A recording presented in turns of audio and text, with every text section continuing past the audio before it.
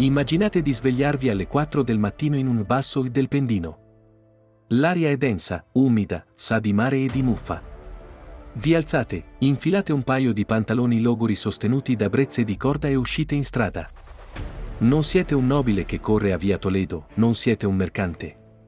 Siete uno degli invisibili, un netturbino della Napoli di fine Ottocento. La città che calpestate è un paradosso vivente.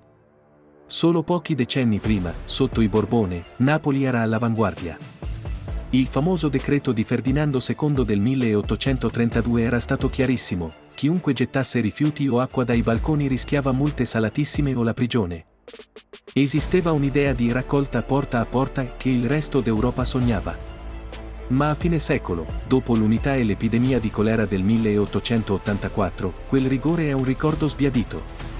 Il comune ha affidato il servizio a ditte private in appalto, e la pulizia della città è diventata un affare sporco quanto la spazzatura stessa. Mentre spingete il vostro carretto a mano attraverso i vicoli del Lavinaio, non siete soli. Siete circa 500 uomini a coprire centinaia di chilometri di basolato. Il vostro è un lavoro di fatica bruta. Non ci sono mezzi meccanici, c'è la scopa di saggina e la forza delle braccia. Il comune paga queste ditte con i soldi del dazio, la tassa odiatissima che ogni napoletano paga quando entra un fiasco di vino o un sacco di farina in città.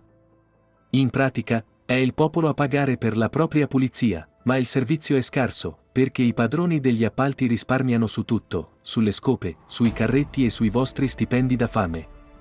Cosa trovate nel carretto alla fine della mattinata? Non plastica, non carta in abbondanza. La spazzatura di fine Ottocento è fatta di cenere dei braceri, quintali di letame di cavalli e asini che sono il motore della città, bucce di ortaggi e infiniti cocci di terracotta. Ma prima di voi, la spazzatura è già stata setacciata.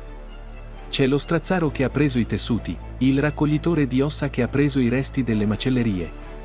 Quello che resta a voi è il fango, la polvere, il rifiuto ultimo che nessuno vuole.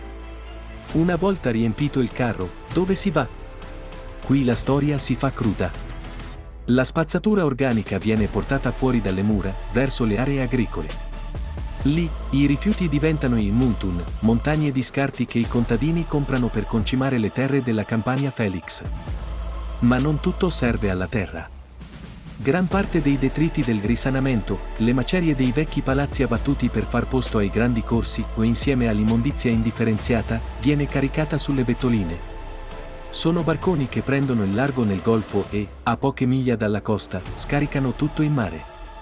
Il blu del mare di Napoli, in quegli anni, nascondeva sul fondo i segreti e la sporcizia di una metropoli che cresceva troppo in fretta. A fine giornata, tornate verso casa. Avete pulito la bellezza di via Toledo o il degrado dei bassi, ma per la società restate parte del fango che raccogliete.